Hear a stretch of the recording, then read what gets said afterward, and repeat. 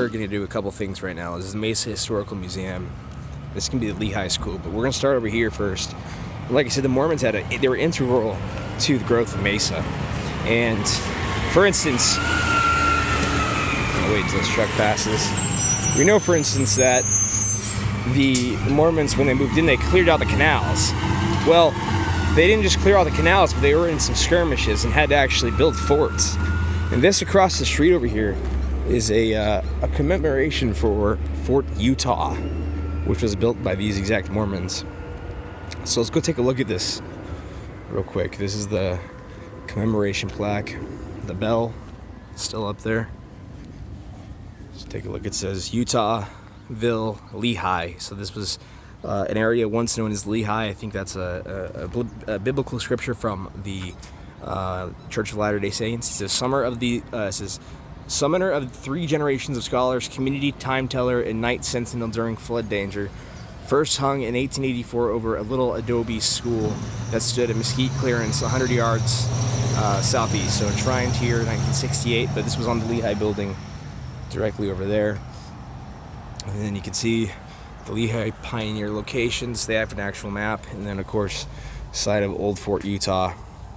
So this is where Fort Utah would have been located a long time ago.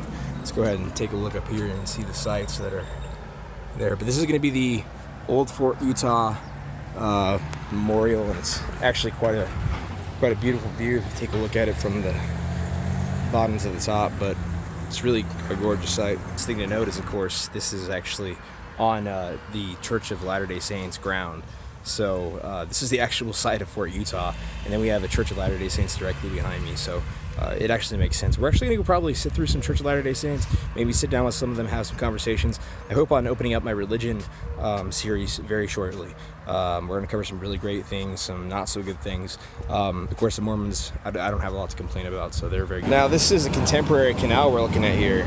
But these canals were actually cleared out from the Hohokam by a lot of the Lehi Mormons and then rebuilt, and of course not in this infrastructural way, but they were rebuilt in enough to that way that they could function for the local people that were living here. Now here's a schoolhouse that we were talking about, the old Lehi Schoolhouse. This is one of the older ones.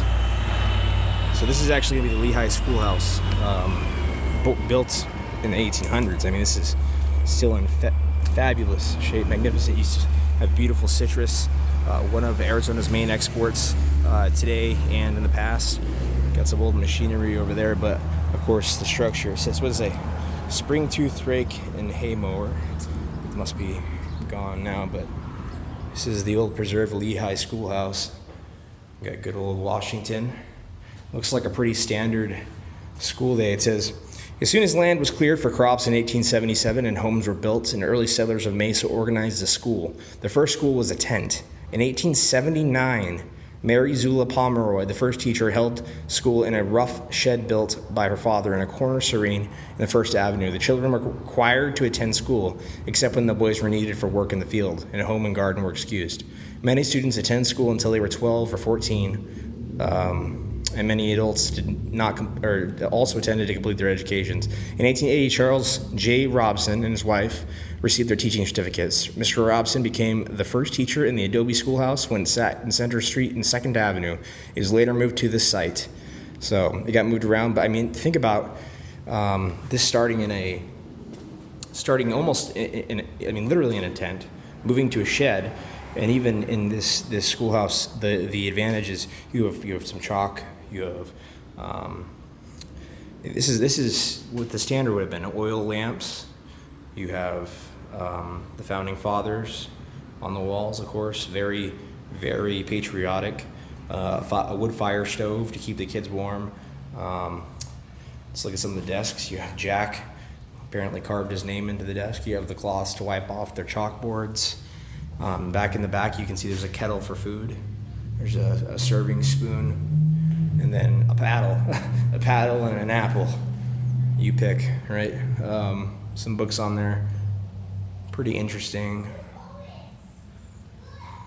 And then again, Arizona Territory. It says 1877, Arizona Territory, New York, Maine. You have some basic math problems. That's so funny. We grow carefully here. This is a old school outhouse. You can tell this is a real outhouse. That is interesting. You can see how it was built. Real ramshackle. If you're gonna do your business and get out.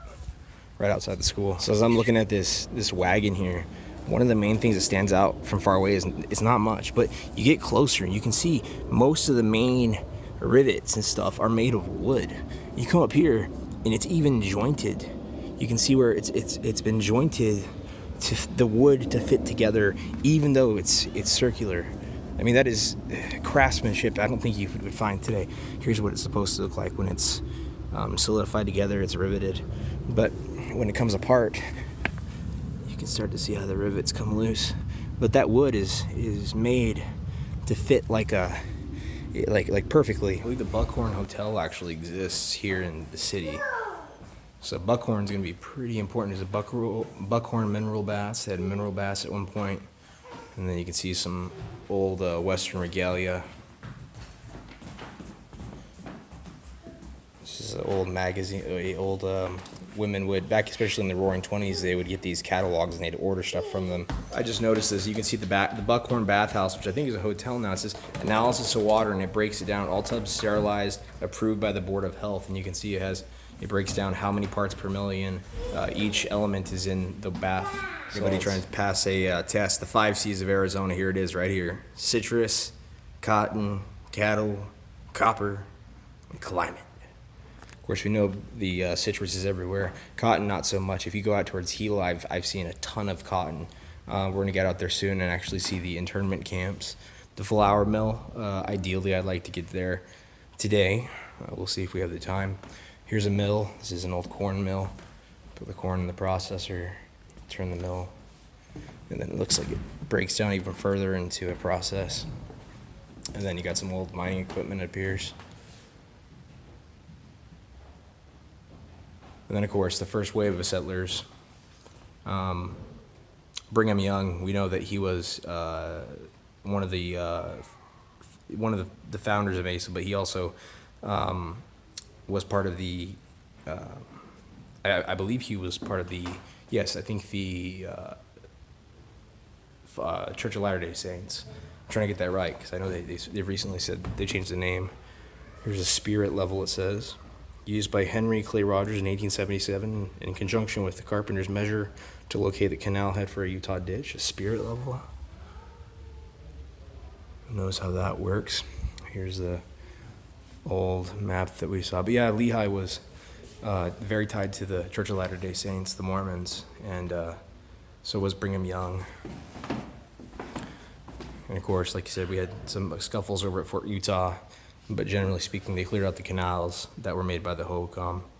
So this jar was Mogollon, made in Mexico. You can see it's towards the end of 1400, towards the end of Hohokam. That one's going to be, again, towards the end of 1450. It's where that record drops off of them. It's also, it says Gila, and cliff pattern corrugated jar, 1500 CE. That goes a little bit further than the record we know. Here we have a saddle from a form bench, so it looks like this is how you'd make a saddle. Got a little leather workshop, all the fine tools you'd use. People don't realize how things are made these days, and looks like that's a core sampler even, maybe. Could be completely wrong on that, but definitely maybe a leather punch. You see all the leather work done. Of course, in the Southwest, that's going to be particularly popular. This is leather work. Working in leather and animal hides is a skill found in societies on planet Earth. The type of leather work depends on the use, clothing, armor, and the use of draw animals, among many possibilities. The early pioneers brought horses and oxen with them, needing saddles, brittles, and harnesses. So it's kind of important to be able to ride those things if you have the proper equipment. Over here looks like some sort of loom. You can see it's in the process of being weaved. And that's how you go on to weave some of the Native American stuff. You can see the paddles. I have no idea how to operate one of these, but there's a lot of people who can operate them very well. Here's in our town, 100 years, 1878 to 1978. It's pretty significant, being as Arizona's been a state since 1912. Let's say belt buckle 2019 CE.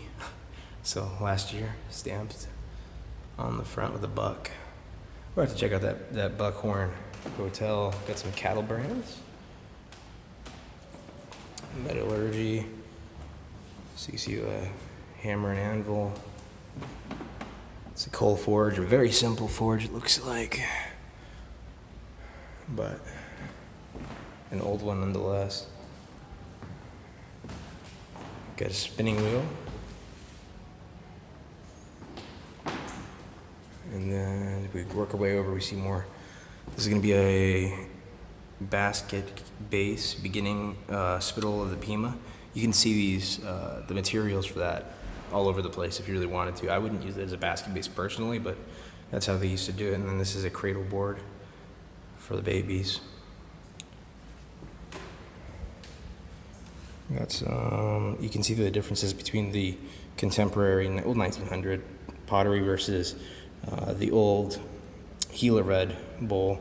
And again, the Gila red is going to look a lot different than the Hohokam red buff. Cliff pattern corrugated. You can see again. This is Pima 2019. So this is brand new, and then this is from 1150. So we're starting to get way back. You can see the lines are. You can tell they're made by people. I mean, these were people. This one's actually Hohokam. Actually, they're both Hohokam 1150. And then over here, same thing. It's a very beautiful piece of work here. Not even earlier, but still seems to appear more detailed in this one. Even I've seen the N on a lot of these. They have the N symbol.